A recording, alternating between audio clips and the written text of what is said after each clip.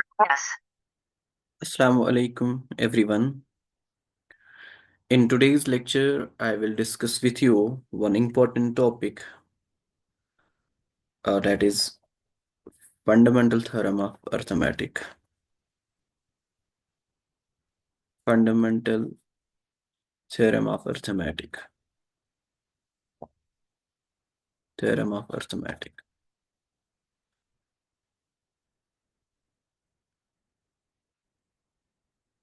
So I hope so. जो कि मैंने कल पढ़ाया वो आपको सारा कुछ समझ आया है, जिसमें हमने थोड़ा सा इंट्रोडक्शन दी regarding the real numbers. So आज इस लेक्चर 2 में हम सीखेंगे fundamental theorem of arithmetic. So fundamental theorem of arithmetic सीखने से पहले हमें ये दो चीज़ें पता होनी चाहिए. First is what is mean to by prime number, and the second point is what is mean to by composite number.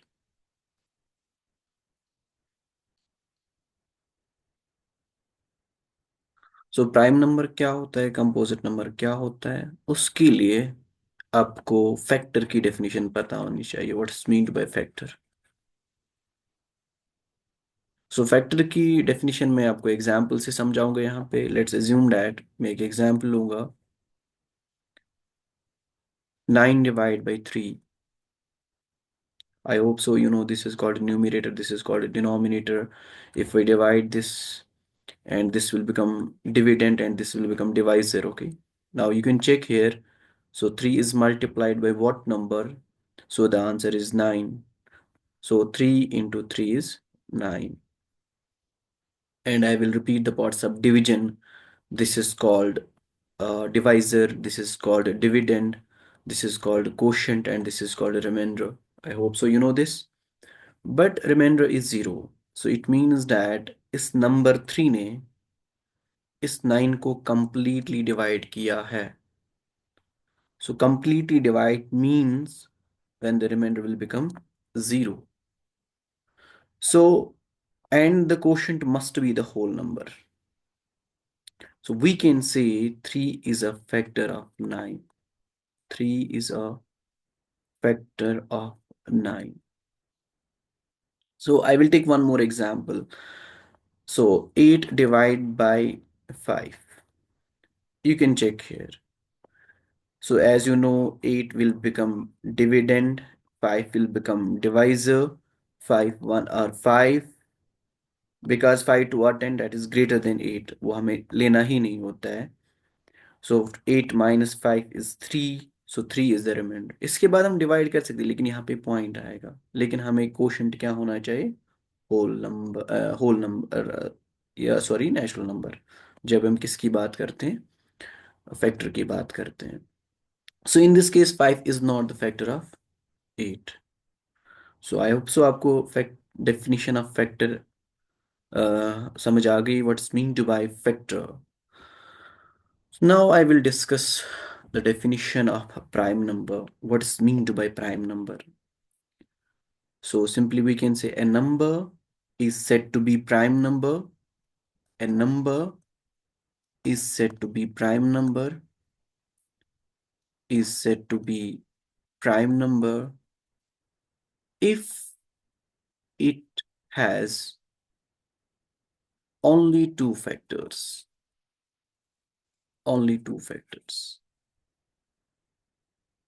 that are 1,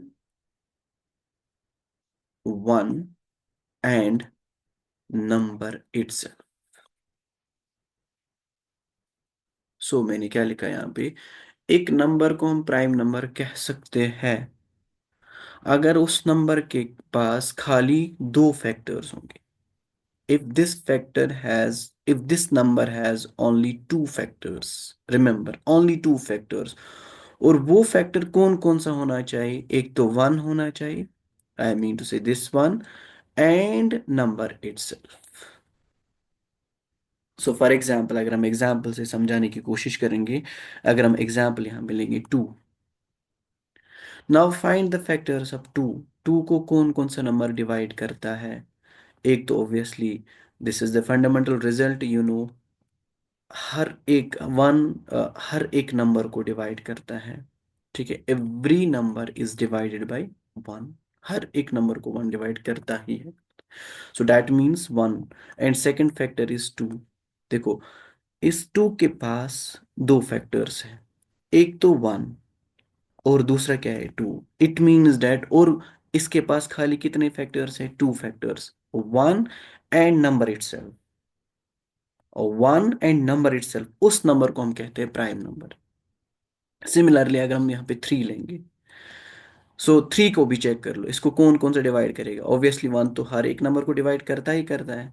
और कौन सा नंबर है, और थ्री डिवाइड्स थ्री, क्योंकि इसके बीच में टू है, वो तो डिवाइड नहीं करेगा। ठीक है, सो इस नंबर के पास भी खाली दो ही फैक्टर्स है, one and the number itself. So we can say 3 is also a prime number. 5, you can take 5 now.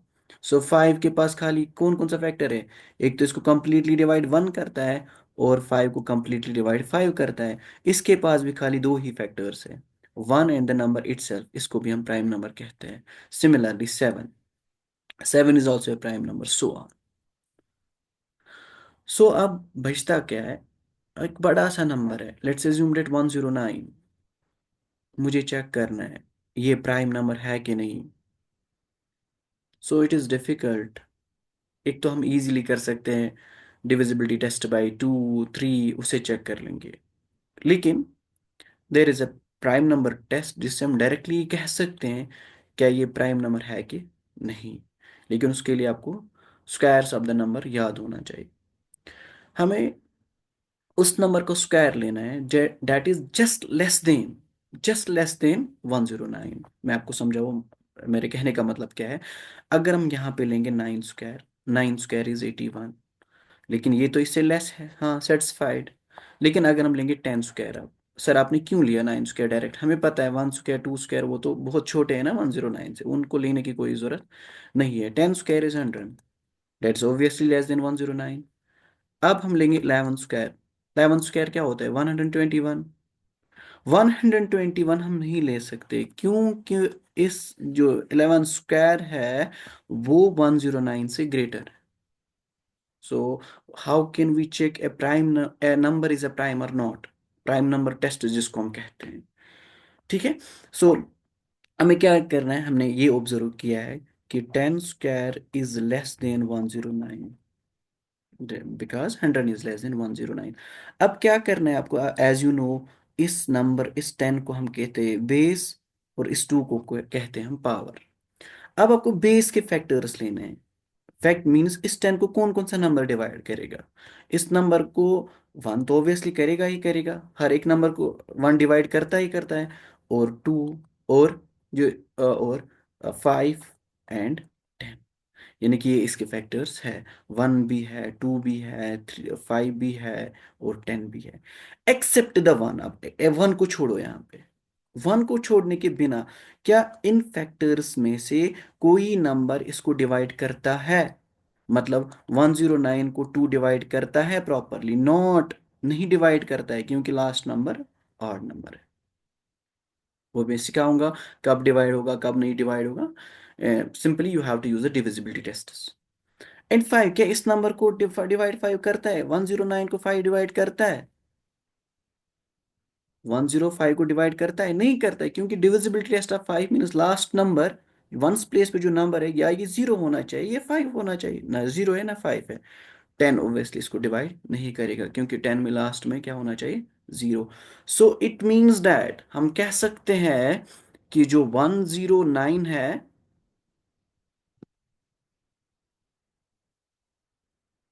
109 is a prime number.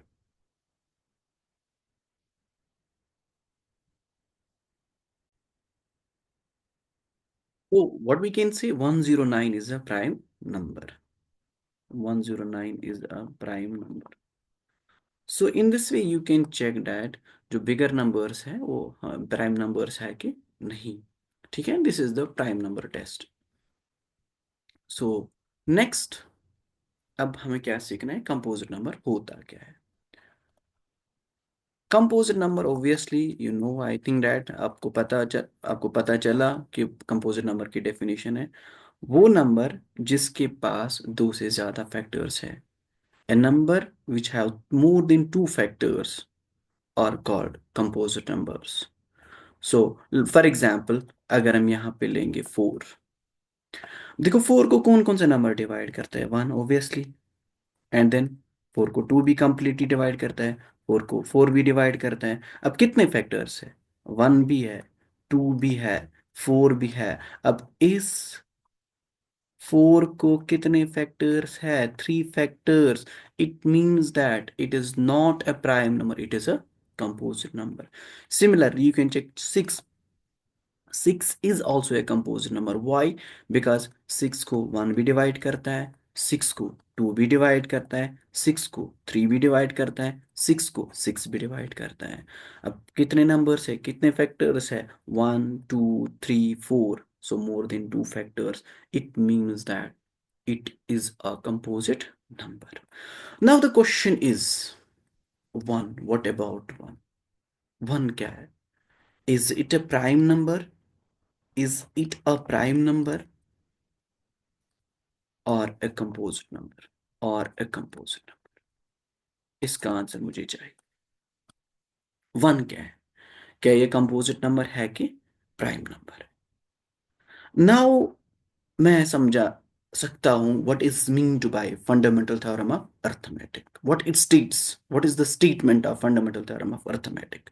अब हम डिस्कस कर सकते हैं इसका स्टेटमेंट, क्योंकि आई होप सो आपको पता चला कि what is mean to by prime number and what is mean to by composite number. I will repeat once again.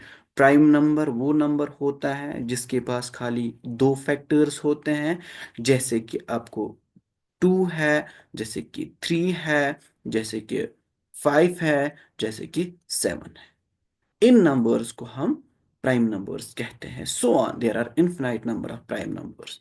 And मैंने आपको इजी तरीका भी समझाया कि हम कैसे चेक कर सकते हैं एक नंबर प्राइम नंबर है कि नहीं। जब बहुत बड़ा नंबर होगा, 1 by 1 डिवाइड करना it takes too much time. So ये आप ट्रिक ये वहाँ पे यूज़ कर लो, ताकि आपको खुद पता चलेगा क्या ये प्राइम नंबर है कि नहीं।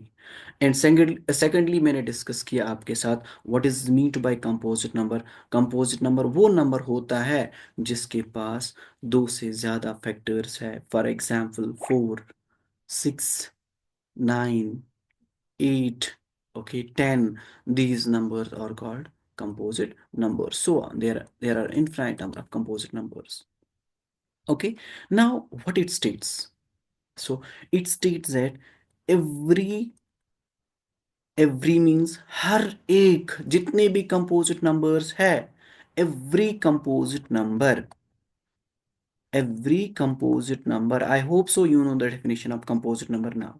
Every composite number can be uniquely expressed as a product of prime numbers, as a product of prime numbers, except the order, except the order. सो मैंने बोला ये इसका स्टेटमेंट क्या है? कोई भी कंपोजिट नंबर आप ले लो, उसको हम लिख सकते हैं। कैसे लिख सकते हैं उसको? हम एक्सप्रेस लिख सकते कर सकते हैं उसको हम बराबर लिख सकते हैं। किसके बराबर लिख सकते हैं? यूनिकली। ये मैं समझाऊंगा अभी। यूनिकली का मतलब क्या होता है? प्रोडक्ट ऑफ किन का? प्रोडक्ट प्राइम नंबर्स का। सो मैं एक एग्जांपल लूंगा यहाँ पे। पहले मैं एग्जांपल, फिर मैं रिपीट करूंगा स्टेटमेंट क्या कहते हैं। अब कोई भी कंपोजिट नंबर ले लो। फॉर एग्जांपल मैंने 4 लिया। Let's assume that this is the composite number as we know. So अब इस 4 को हम लिख सकते हैं ना, 2 into 2। सो कौन सी साइन है वहां पे? कौन सा ऑपरेशन है? मल्टीप्लीकेशन। एज अ प्रोडक्ट, किन का प्रोडक्ट लिख सकते हैं? प्राइम नंबर्स का। क्या यहाँ पे प्राइम टू, क्या 2 प्राइम है? क्या 2 प्राइम है? इट मीन्स दैट हमने कंपोजिट नंबर को लिखा किस फॉर्म में? As a product of primes.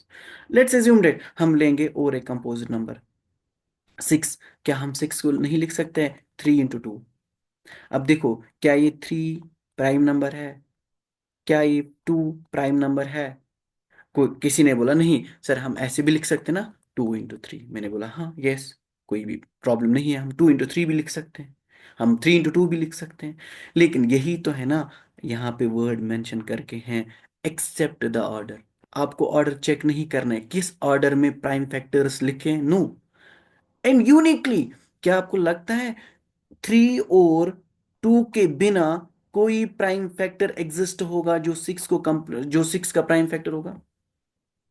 क्या आपको ऐसा पॉसिबल लगता है? Except 2 and 3 there is one more prime factor which divide 6? That is not possible. That is why there are unique prime factors of 6, that is 3 and 2, that is uniquely expressed। खाली इन दो prime factors के बिना 6 को कोई और prime factor नहीं होगा। Clear? I will take one more example जिससे आपको समझ आएगा कि फंडामेंटल थ्योरम का स्टेटमेंट क्या है। थर्ड एग्जाम्पल, अगर हम लेंगे 144। सर ये बहुत बड़ा नंबर है, इसको हम कैसे लिख सकते हैं as a product of prime numbers? लेकिन आई होप सो आपने क्लास 7 से प्राइम फैक्टराइजेशन मेथड सीखा है। आई मीन टू से दिस, ये फैक्टर ट्री बनाना कैसे बनाते हैं। यहाँ पे हम 144 लेते हैं, ये जिस नंबर को हमें फैक्टराइज करना होगा। सो हमेशा के लिए स्मॉलेस्ट प्राइम नंबर से स्टार्ट करना होता है। No need to jump on 5, 3, 7। हमेशा के लिए स्मॉलर प्राइम नंबर से स्टार्ट करना होता है। जैसे कि मैं 2 से स्टार्ट करूंगा, क्या? क्योंकि स्मॉलेस्ट प्राइम नंबर इज 2। सो मैंने 2 लिया। अब ये क्या 2 की टेबल में आता है, ये भी सवाल है। अब हमें अपना टाइम ज़ाया नहीं करना है, तो अब उसके लिए आपको इसका लास्ट डिजिट चेक करना है जो वंस प्लेस पे लाई करता है। वंस प्लेस पे कौन सा नंबर लाई करता है? 4। आपको नाउ चेक करना है, क्या ये 4, क्या ये जो इस प्लेस पे नंबर है, क्या ये इवन है या ऑड है? If it is even then it is divisible by 2, if it is odd then it is not divisible by 2। So even और ऑड, इवन और ऑड मैंने शायद कल भी ये डिफाइन किया। इवन नंबर का मतलब क्या होता है, ऑड नंबर का मतलब क्या होता है।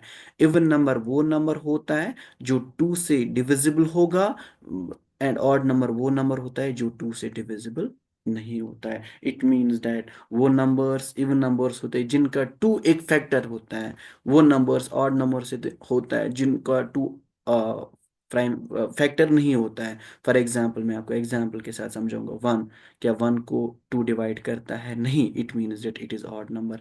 क्या 3 को 2 डिवाइड करता है? नहीं, it means that it is N odd number. क्या 5 को 2 डिवाइड करता है? नहीं, it means that it is N odd number, so on. Similarly अगर हम देखेंगे, क्या 2 को 2 डिवाइड करता है? Yes, it means that it is an even number. क्या 4 को 2 डिवाइड करता है? Yes, it means that it is an even number. क्या 6 को 2 डिवाइड करता है? Yes, it means that it is an even number, so on. So what about 0? 0 क्या होता है? 0 इवन होता है या ऑड होता है? You can check. क्या इस नंबर को 2 डिवाइड करता है? Yes, it is an even number. So आपने चेक किया होगा कि ऑल्टरनेट नंबर्स आई मीन के साथ 1 के बाद 2 आता है, 2 इज एन इवन। 3 के बाद 4 आता है, 4 इज एन इवन। 5 के बाद 6 आता है, 6 is an even. Similarly you can follow the trick for odd numbers. So now हमें पता चला जो इसका वंस प्लेस पे नंबर है वो इवन नंबर है। If this number is an even number, we can say this number is divisible by 2। So कैसे करना होता है? पहले अगर हम फर्स्ट डिजिट को, एक डिजिट को सिलेक्ट करेंगे, क्या ये 2 से ग्रेटर है या स्मॉलर है? It is obviously smaller than 2, तो इसको हम डिवाइड नहीं कर सकते। अब हमें ऑब्वियसली कितने डिजिट्स लेने हैं? दो। दो डिजिट्स को सिलेक्ट करके 14 बन गया। क्या ये 2 के टेबल में आता है? यस सर, 2 7 और 14। सो सिमिलर, अब क्या बचा? 2। सो 2 2 और 4। नाउ वंस अगेन आपको सिमिलरली फॉलो करना है। लास्ट डिजिट चेक करो, क्या ये इवन नंबर है? Yes, then it is divisible by 2। So 2 इसका फैक्टर होगा ही होगा। सो 2 3 आर 6, बचा 1, तो ये बन गया 12। यहाँ पे 2 6 आर 12।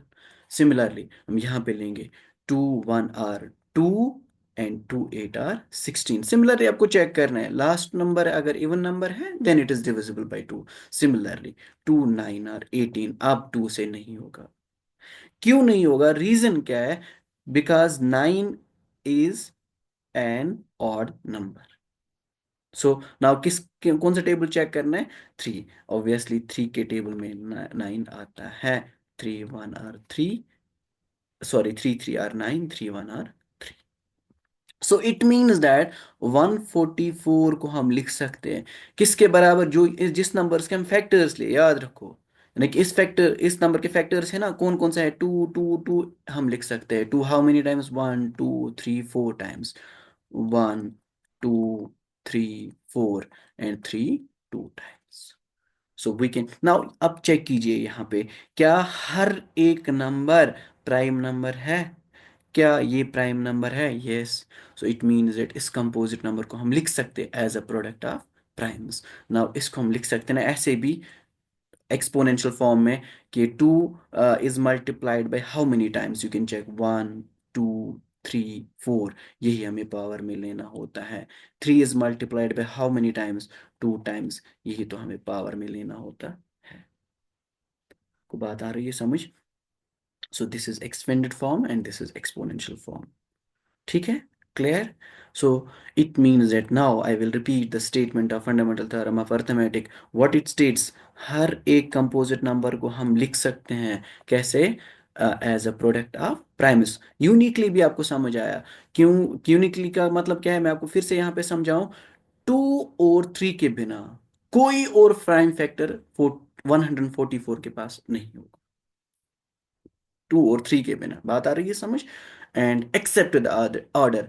किसी ने बोला हम ऐसे भी लिख सकते हैं ना sir, 3 raise to power 2 into 2 raise to power 4। Yes, हम लिख सकते हैं, no doubt, there is no doubt, वही वहां पे लिख कर except the. So this is the statement of fundamental theorem of arithmetic. So now sir हमने ये पढ़ा, एप्लीकेशन क्या है इसकी, हम क्या है, हमें कहाँ पे यूज करना है? its biggest application is fundamental theorem of arithmetic के जरिए हम highest common factor and lowest common multiple निकाल सकते हैं, क्योंकि इसी के जरिए हमें सीखना है how can we find out the HCF of two or more than two numbers and how can we find out the LCM of two or more than two numbers. So I hope so you know the full form of HCF. HCF means highest common factor, and and also you remember, कभी कभार exam में examiner क्या लिखता है question में? GCD। GCD का मतलब होता है ग्रेटेस्ट कॉमन डिवाइजर। चाहे आप हाईएस्ट कॉमन फैक्टर बोलो, चाहे आप ग्रेटेस्ट कॉमन डिवाइजर बोलो, इनमें कोई फर्क नहीं है। एंड एलसीएम का मतलब क्या होता है? Lowest common multiple. ठीक है। सो अब हमें सीखना है what is meant by HCF, what is meant by LCM. So मैं आपको एचसीएफ की डेफिनेशन ऐसे बताऊं कि let's assume that we will take two numbers 32 and 72। This are any two numbers. अब मुझे क्या बोलना है, ऐसा कौन सा नंबर है, ऐसा कौन सा नंबर है जो 32 को भी डिवाइड करेगा, 72 को भी डिवाइड करेगा, लेकिन उससे बड़ा नंबर कोई एग्जिस्ट नहीं होना चाहिए। जैसे कि आपने बोला 2 इसको भी डिवाइड करता है, 2 इसको भी डिवाइड, वो मुझे भी पता है, वो इजीली हम कह सकते हैं। लेकिन मैंने बोला 2 के बाद कोई नंबर एग्जिस्ट नहीं होना चाहिए जो 32 को भी डिवाइड करेगा, 72 को भी डिवाइड करेगा। सो ऐसा नंबर फाइंड आउट करने के लिए हमें fundamental theorem of arithmetic use करनी है। सिमिलरली लोवेस्ट कॉमन मल्टीपल, यानी कि आई मीन इसका मतलब क्या है, हमें 32 का टेबल लिखना है, 72 का टेबल लिखना है, फिर हमें देखना है जो सबसे पहले दोनों टेबल्स में कॉमन आएगा वो कौन सा नंबर होगा। So it is not an easy job to write down the table of 32, to write down the table of 72. It takes too much time. So now in next lecture, I will teach you how can we find out the LCM and HCF of two numbers by using the fundamental theorem of arithmetic. Thank you.